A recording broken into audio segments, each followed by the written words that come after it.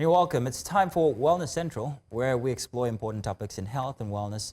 And October is recognized globally as the International Month for Dyslexia, a time to raise awareness about this learning difficulty and advocate for better understanding, diagnosis, and also support.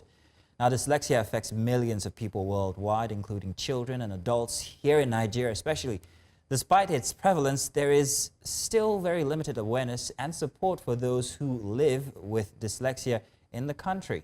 And so today we are going to be discussing this, and to do that we're joined by Dr. Adrian Tikolo. She's the founder of Dyslexia Nigeria, an organization committed to raising awareness, providing education and supporting those affected by dyslexia. We'll be discussing the challenges faced by individuals with dyslexia in Nigeria and the progress being made to support them. Doctor, welcome to the program. You're welcome. Thank you. Thank you for having me. Where is that?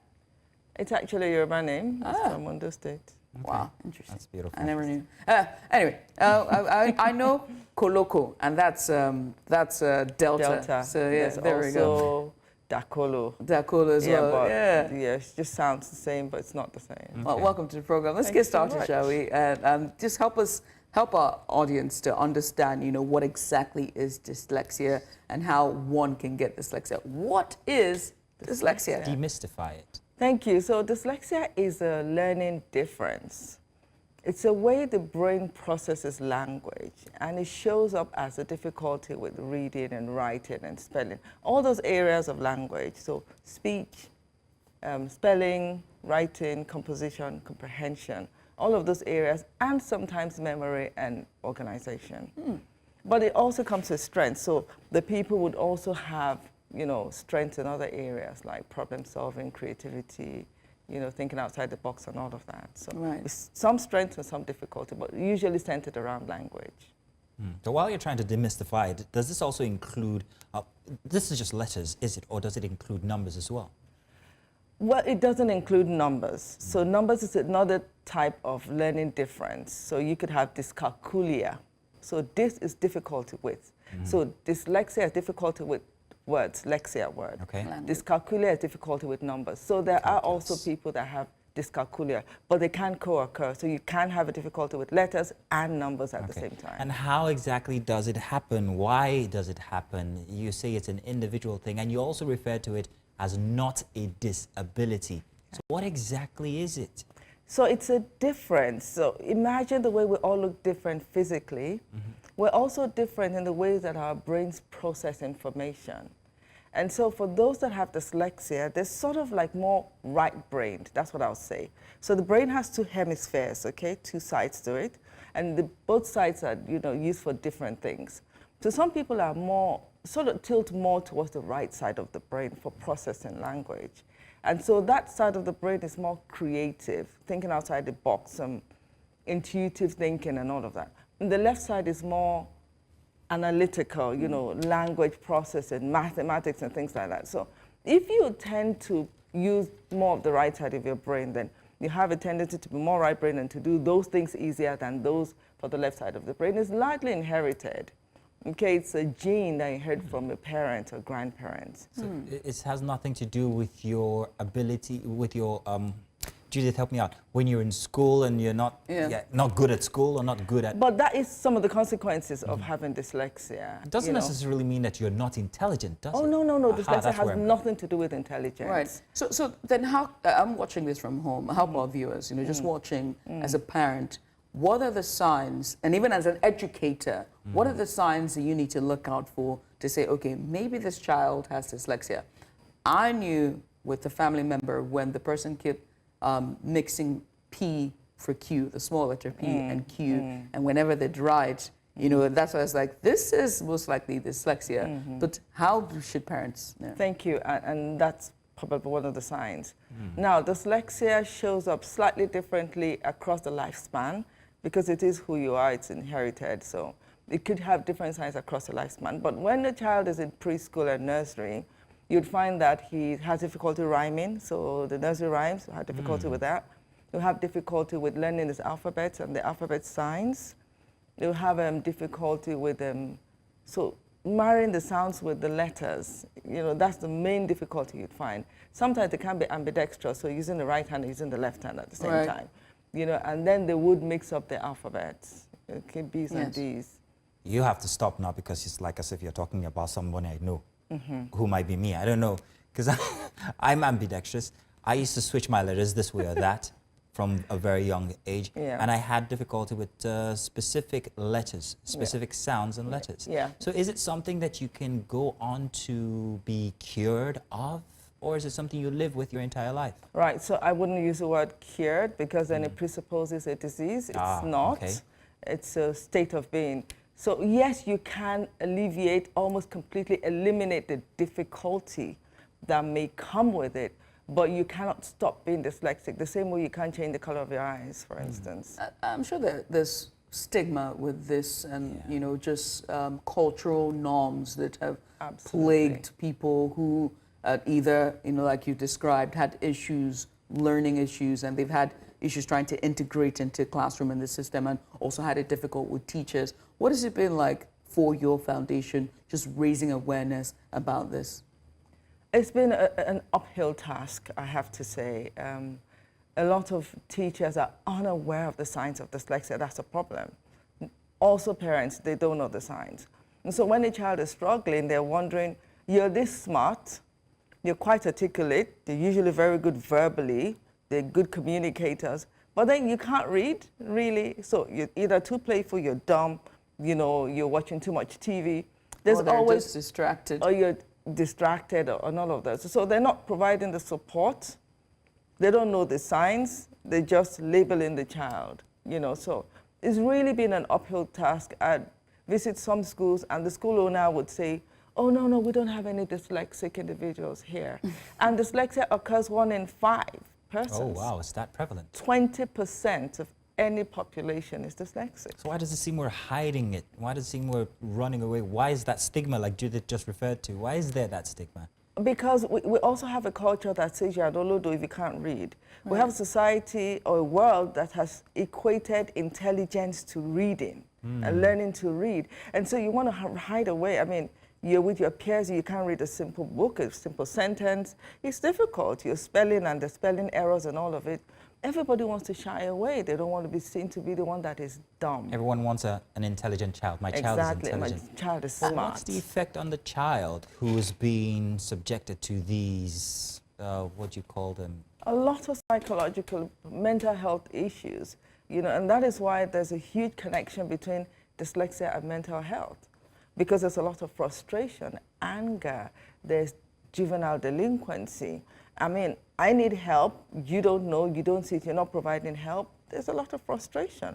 There's misbehavior, there's stress, there's anxiety, there's depression, even in children, let alone adults, of course. What are some, when it comes to support, right? I think that one of the things that I learned was that support groups are very important for children like these because they don't seem to see them, like you said, 1 in 5, 20%, they don't see themselves. Oftentimes, they don't even know what the signs are because there are some dyslexic children that have masked their signs, right?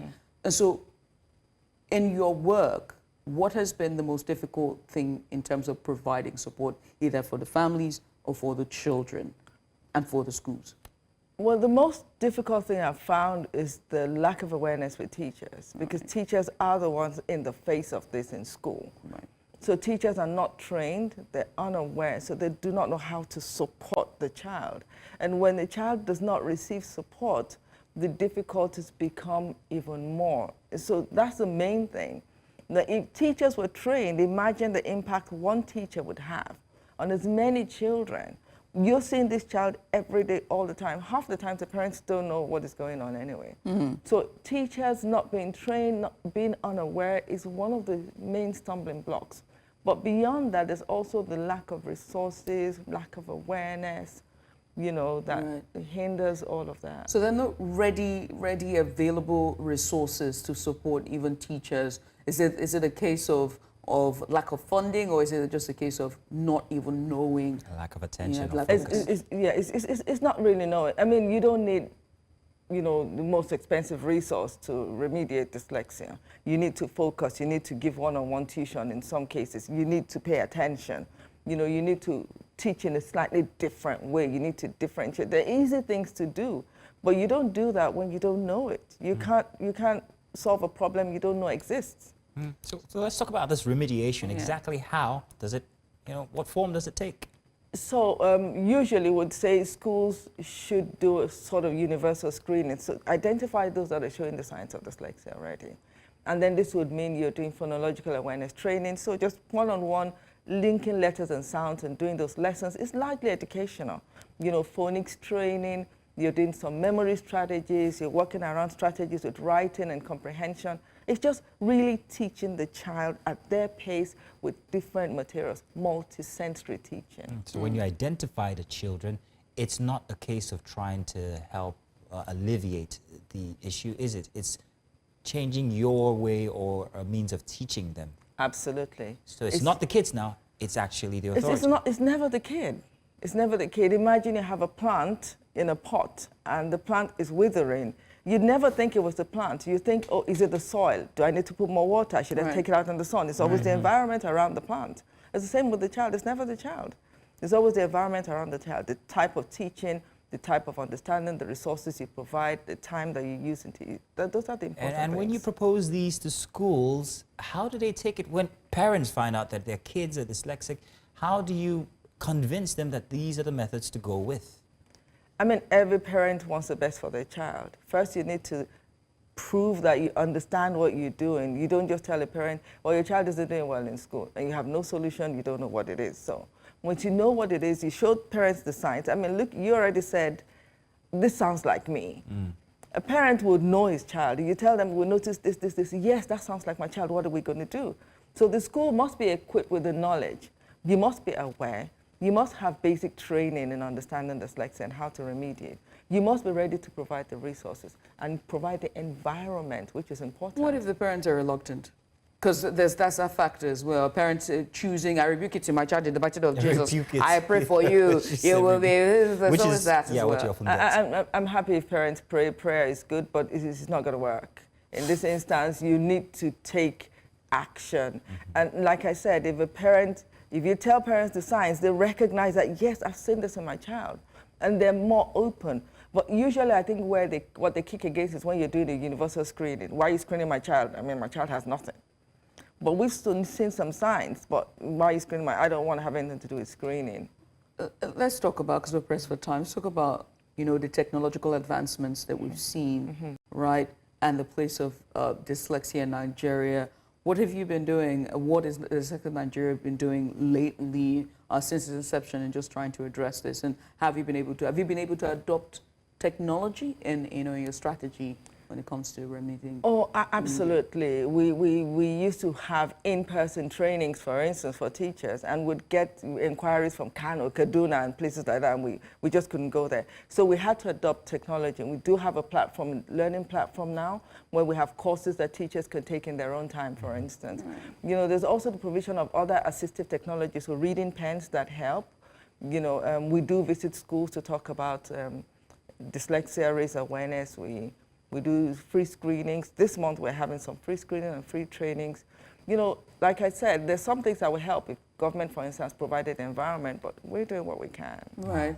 And lastly, for final words for our viewers at home and those that are watching and who's seen the signs and feel like, maybe my child is, but I'm too expensive, it's too expensive. What can they do at home right now to aid their children? First, don't be in denial. Take an action, take a step. Right. So speak to the school. Yes, speak to the school. Be your child's advocate. Go to the school. I've noticed this. What can we do? Can we get a basic screening? It doesn't have to be, full diagnostic assessment. Just to say, is this child at risk? And then what are the materials I need to buy? What do I need to do? Take action. Don't say it's not this, it's not that. Don't live in denial. Action. That's beautiful. Take action. I just wanted to say, I'm father to a almost 9-year-old. She'll be 9 years next week. And she's an impeccable speller. And sometimes when I look at her, I'm like, I'm so far apart from what this girl is when I was a kid. So can I make a pledge right now? Whatever you need to make this word louder, I would like to be a part of it, and Oh my days, I'm about to fall out of my chair. don't. But yes, you. because I feel a special connection to this cause. Thank you so yes, much. That's how I'm going to end the show here today with Mostly Dr. thank Tikolo. you. Thank you. Thank you very much. And Thank you. yes, thank you for, well, carrying this cause on your shoulders. We Thank do you. need people like you to Thank help. you.